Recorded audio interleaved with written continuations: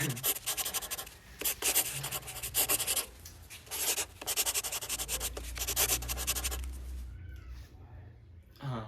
याद आ गया।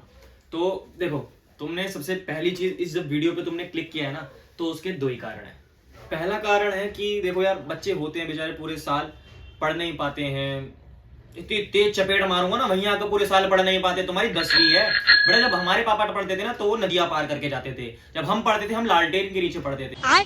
कौन सा? चलो यार, हम लोग आगे चलते हैं और शुरू करते हैं हम लोग आज की बात। तो आज की जब मैं बात कर रहा हूं, तो आज मैं तुम लोगों के लिए कुछ स्पेशल चीजें लेकर आया हूं। तो जब हम बात करते हैं ना स्टूडेंट्स की, तो स्टूडेंट्स दो ही तरीके के होते हैं। पहले स्टूडेंट्स वो स्टूडेंट्स होते हैं जिन्होंने पूरे साल मेहनत करी है भैया, थोड़ी थोड़ी थोड़ी थोड़ी थोड़ी थोड़ी थोड़ी थोड़ी। और एक होते हैं जो निहायती इतने ढीठ बेशरम होते हैं कि पेपर के एक दिन पहले किताब खोल के अपने दोस्त को फोन करके पूछते हैं, भैया तूने तो नहीं पढ़ा।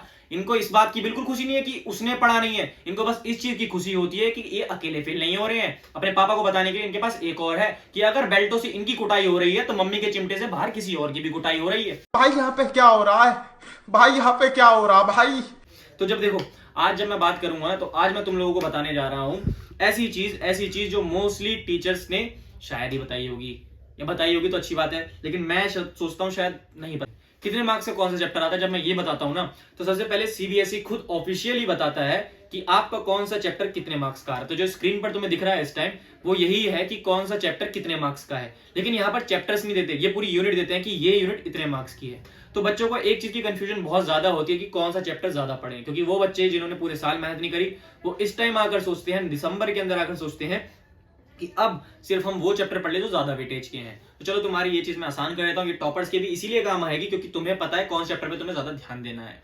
तो जब मैं मार्क्स डिस्ट्रीब्यूट करता हूं, तो 25 नंबर की हमारी फिजिक्स आती है, 25 नंबर की हमारी केमिस्ट्री आती है, और 25 नंबर की बायो आती है without our environment. Our environment पूरा अकेला 5 मार्क्स का आता है। तो देखो, फिजिक्स के अंदर हमें पता चल गया फिजिक्स 25 मार्क्स की है, लेकिन अभी हमें चैप्टर नहीं पता कि फिजिक्स के अंदर चैप्टर कौन से हैं। तो तुम्हारा ये काम आसान करने के लिए मैं खुद हिमालय की चोटी पे चढ़ के वहां से कूद गया, क्योंकि इतने बेशरम बच्चे हो तुम। मेरे को गुस्सा आ रहा है यार, क्या करूं? चप्पल है मेरे पास? नहीं, ठीक। तो देखो, जब मैं फिजिक्स की बात करता हूं, तो फिजिक्स के मार्क्स डिस्ट्रीब्यूशन कुछ इस तरीके से हैं। ये तुम्हारे लिए मैंने पिछले 10 साल के पेपर्स को एनालाइज किया, और 10 साल के पेपर एनालाइज करने के बाद मैंने फिजिक्स निकाली इतने मार्क्स की। जब फिजिक्स इतने मार्क्स की निकली, इसके बाद ये चैप्टर है जो फिजिक्स में इतने नंबर के आ रहे हैं। तुम स्क्रीन पर देख सकते हो, इसको स्क्रीनशॉट ले लो, इसको पॉज करके लिख लो, जो मर्जी करो, लेकिन कर लो। केमिस्ट्री की मैं बात करता हूँ, केमिस्ट्री 25 मार्क्स की है, और ये कुछ इस तरीके से बटी हुई है।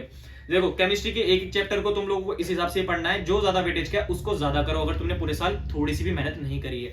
बायोलॉजी की मैं बात करता हूं, तो बायोलॉजी इस तरीके से बटी हुई है। बायोलॉजी के अलावा तुम्हारा आवर एनवायरमेंट वाला जो चैप्टर है, वो 5 मार्क्स का बटा हुआ है अकेला। 25 मार्क्स की बायोलॉजी इसमें इंक्लूडेड नहीं है। तो तुम्हारे इस तरीके से नंबर बट रहे हैं।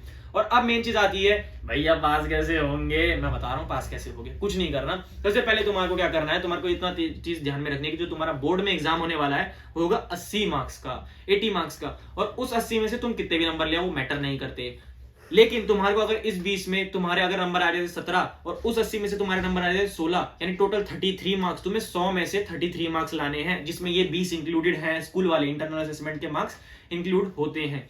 दूसरे नंबर पे तुम्हारे 80 मार्क्स वाले जो नंबर आते हैं, उसके अंदर तुम्हारे को 16 लाते हो, 17 लाते हो, 18 लाते हो, 19 लाते हो, 20 लाते हो, कितने भी लाते हो, लेकिन उसको मिक्स करके जब मैं इंटरनल असेसमेंट में डालूं, तो तुम्हारे टोटल नंबर 33 होने चाहिए। अगर तुम्हारे मार्क्स 33 है तो तुम पास हो, लेकिन अगर तुम्हारे 33 से कम है तो पापा की बेल्टें पड़ेंगी। हाँ, तो ये चीजें तुम्हारे को ध्यान में रखनी है और इस हिसाब से पढ़ो। और देखो यार, साइंस के लिए इस चैनल को सब्सक्राइब करना बिल्कुल भी मत भूलना। सब्सक्राइब तो कर देना, और साथ में जो घंटी वाला आइकन है, हाँ ये बेल वाला आइकन है, ये तुम्हारा इतना ही काम आएगा जितना तुम्हारी मंदिर की घंटियां आती हैं। इसको इतनी तेज बजाओ कि तुम्हारे पड़ोसी के बच्चे भी इस चैनल को सब्सक्राइब कर लें।